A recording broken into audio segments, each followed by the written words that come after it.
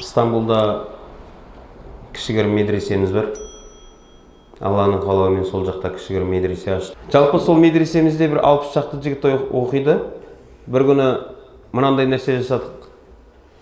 Жігіттер кімде-кім дейді. Ғалымдар айтады. Кімде-кім күніне 1000 рет салауат айтса, ол пайғамбар саллаллаху алейхи вассалам түсінде міндетті түрде көреді деген. Күніне 1000 рет салауат айтуды әдетке айналдырса адам, ол адам пайғамбар саллаллаху алейхи вассалам түсінде міндетті түрде көреді. Уақыт келеді көреді дейді. Ал кім пайғамбар саллаллаху алейхи вассалам түсінде көрсе, ол өңінде көргендей болады деген. Оның жақсылығы сондай да. Және сіздің тахаджудыңызды айтуда рия болады. Ал салауатты қанша айттың? Және түсіңде пайғамбар саллаллаху алейхи вассалам көрген болсаң, оны айту рия болмайды екен. Тек өзің жүрегіңде жаңа мақтан үшін айтпасаң болды. Бұны айту рия емес екен жігіттер. Бұл біз сияқты тек қана Наташаларды көретіндер бар ғой, соларға бұл өнеге, ғибрат болады екен ғой бұл. Сол İstanbul'da сол медресемізде 60 бала оқиды. Bir күні мынандай нәрсе қылдық. Жақында жарыс қыламыз. 2-3 күннен кейін кім ең көп салауат айтса, соған сыйлық бар. Біріншісі. Екіншісі, пайғамбарға хат. Әрқайсың жазып келіңдер. Пайғамбарға кездессең не айтар едің? Бізде ондай ой болмапты. Біз анау ана қызға кездесіп қалсақ не айтамыз деп ойлап жүріп әлі күнге шейін. Үшіншісі, кім пайғамбарды түсінде көрді, соны айтсын дегенбіз. Сонымен 2-3 күннен кейін бәрін жинап алдық. Ал енді пайғамбарға салауат айтқан адамдарға сыйлық береміз. Бірінші орын деп, біздің дәрежемізді қарсай. Биттік қой. Ал бастайық. Кім 2000 айтты? Сөйтіп шәкірттер ұстаз тармазит етпесейді ғой, короче. Көтерсейші. Сөйтсек, алдыңғы қатарлар 67 000 рет айтқан екен, бірінші орын алған бала. Олар әрдайым айтады екен ғой. Ал олардың сол келген жігіт айтып берген шығар, өердің заңы қандай екеніне, аптасына 1 күн телефон алады. 2 аптада 1 рет сыртқа шығады, 1-ақ күнге. Кәдімгі военный, мынаншада жатасың, мынаншада тұрасың. Күніне 3 мезгіл, біз ұсап, сиыр ұсап, кез келген уақытта күйсемейді олар. Уақытпен ше. Түндерде тұрғызамыз олар, тахаджудқа кезек-кезекше. Уақыттары есептеулі, сабақтары бар ғой, Құран жаттайды, арабша жаттайды, күніге тапсырады, сабақтары өте ауыр. Сөйтіп жүріп ше, 67 000 рет салауат айтқанды, біреуі 63, біреуі 57 000 рет айтқан.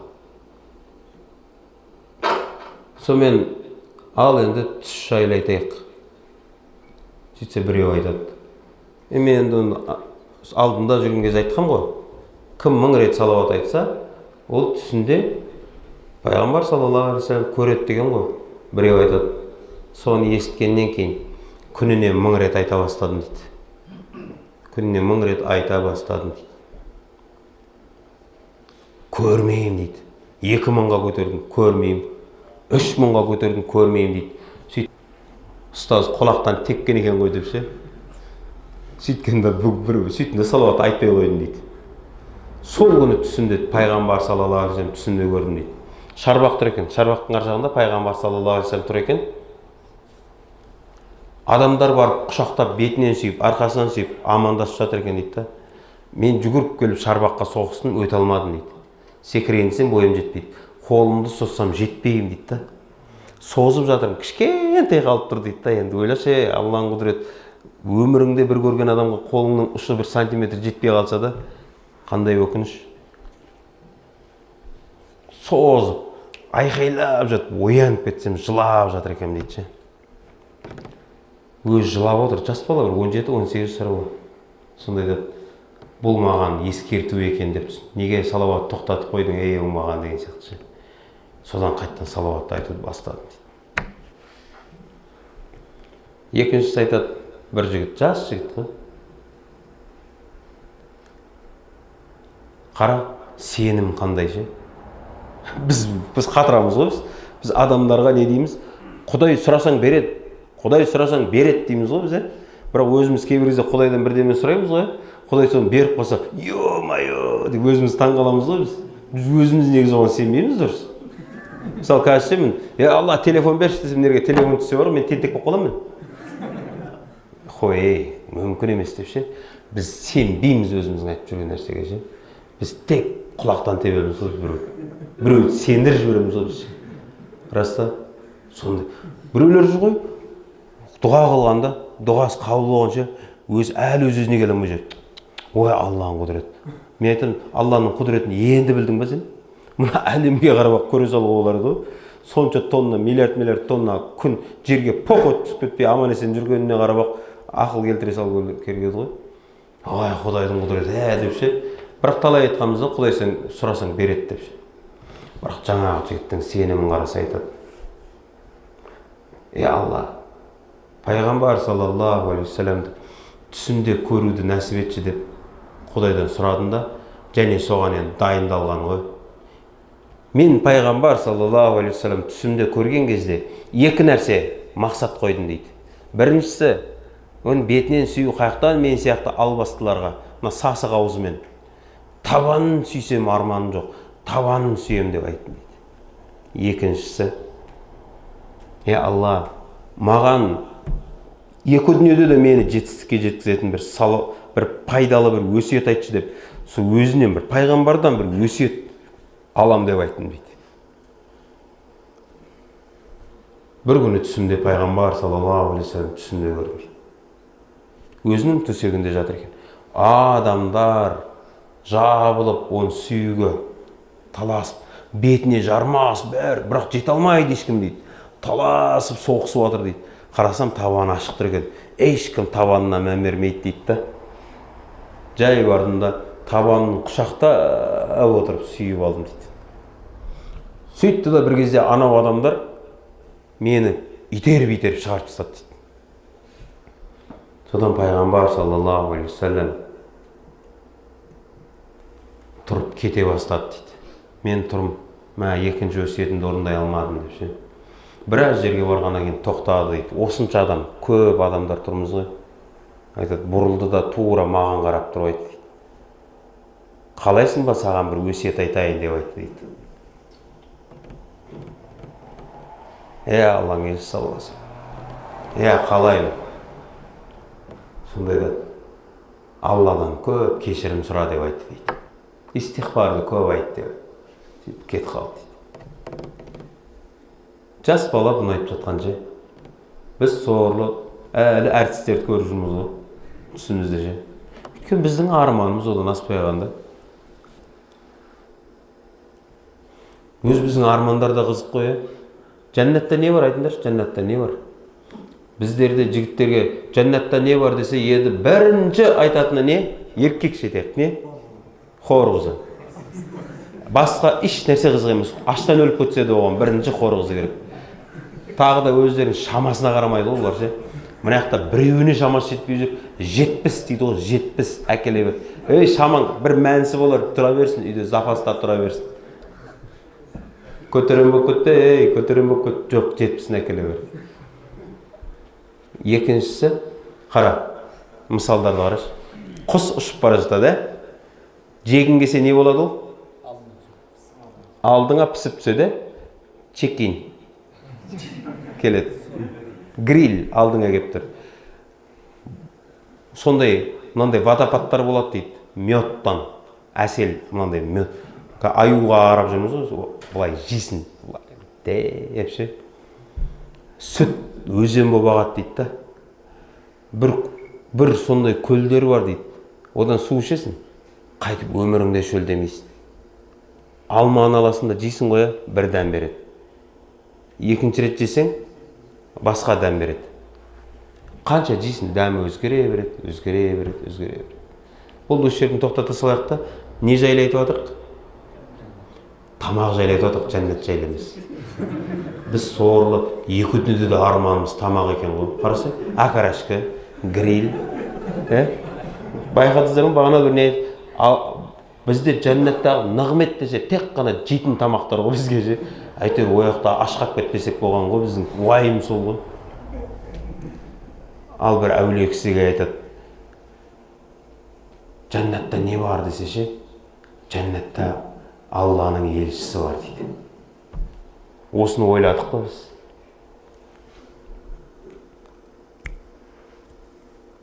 Оларға сол жеткілікті да оларға ше. Bir сахаба келіп, пайғамбар саллаллаху алейхи вассаламға айтады, қиямет қашан болады дейді. Біздің де көп қазақтардың уайымы осы ғой, қиямет қашан болады деп. Ертең болады десе, бүгін арақты қойып намаз бастайын деп тұрды олар ше. Ар күні болады десең, ертең кешін басып, одан кейін дұрысталайын деп тұрды олар. Бірақ бұл маңызды болса, пайғамбар саллаллаху алейхи вассалам жауап берер еді ғой. Бірақ пайғамбар саллаллаху алейхи вассалам не дейді? Сен ол күнге не дайындадың дейді. Несін сұрап отырсың? Не дайындығың бар ол күнге? Сонда жаңағы сахаба айтады, менің ол күнге ешқандай дайындығым жоқ, бірақ тек қана менің жүрегімде Алла мен оның елшісіне деген махаббат бар дейді. Сонда пайғамбар саллаллаху алейхи вассалам не дейді? Осы екеуі саған жеткілікті дейді. Осы екеуінен айырылып қалма дейді. Қияметте адамдар жүрегінде кім бар, сонымен бірге болады дейді. А бізге ше? Бізге не болған? Қазір не деп жатыр? Ғалымдарымыз, ұстаздарымыз айтады, пайғамбарды жақсы көресің ба десе, үндеме дейді. Үндеме. Рас айтайын. Өтірік, жақсы көрмеймін десең не боласың? Күпірлікке түсесің. Пайғамбарды жақсы көрмеу, ол діннен шығарады. Жақсы көрем дейін десең, ісің тура келмейді. Шынымен жігіттер, жүрегіңде қазір айтшы, бірінші орында пайғамбар тұр ма? Мен айта алмаймын. Оны жоқ десең күпірлікті, бар дейін десең өтірік. Лучше үндемеген сен үшін пайдалырақ болады. Өйткені қарашы, жігіттер, шынымен де еркекпіз ғой, ғашық болып көрдік қой, дұрыс па? Мектеп жасында одан кейін бір қызға ғашық болған шығармыз. Импотенттер жоқ шығар арамызда. Ғашық болған шығармыз. Не істейсің? Түнде жатасың, Наташа көз алдыңа келеді. Оны енді сен хиджабта көрмейсің ғой, миниюткамен келтіресің ғой, өзің қолыңда ғой, любой формада шалқайт, тоңқайт келтіре бересің ғой. Өзің қолыңда ғой, рұқсат, дұрыс па? Жатып аласың, көз жұмасын да бересің ғой, ары қарай. Газды басасың ғой. Біресе арысқа барасың, біресе қызыл ыстық, аман келді ыстық суға апарасың, ванныйға. Жатып ал. Бірақ не істейсің? Ғашықсың ғой, түнде ұйқың қашады, байқайсыздар ма? Жатасың ғой, бұл көзің жұмсаң ана өледі. Көзіңді ашсаң үйді көресің, көзің жұмсаң Наташаны көресің ғой. Ұйқың қашып кетеді, ойлай бересің, өтірік емес қой. Тамақ ішіп отырсаң, сорпаның бетінде жүреді ғой, осы айналай. Өйткені сен жынды болып қаласың сонымен. Сабақта отырасың. Біреу уағыз айтып жатады ше, бітеп оған қарап отырасың. Ол ұстаз ғой.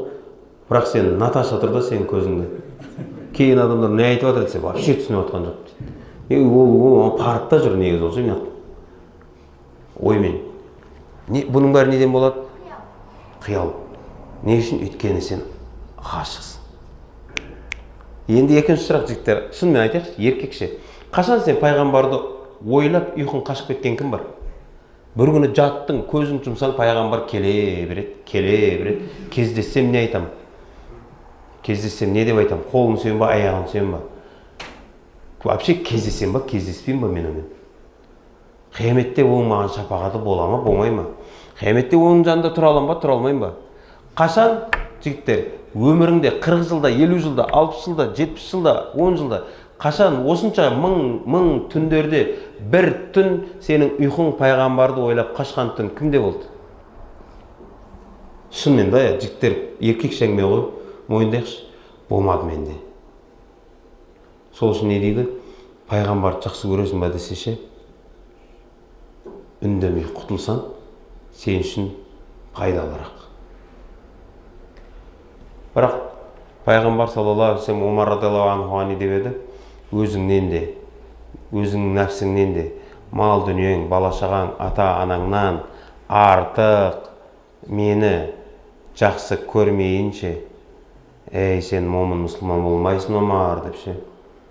Біз ата-анамыз мейлі, бала-шаға мейлі, біз көшедегі қызға ғашық болсақ пайғамбардан артық ойлайтын дәрежеге жеткенбіз ғой біз жігіттер. Ұйқымызды соларға беріп жатырмыз ғой. Бірақ пайғамбарды олай ойлай алмаймыз. Сөйтіп тағы да ұялмай дұға қыламыз. Алладан рахым, пайғамбардан шапағат деп ше. Бетіміз бүлк етпей дұға қыламыз. Әлбетте, оған деген бізде махаббат жоқ. Неге? Өйткені біз оны танымаймыз.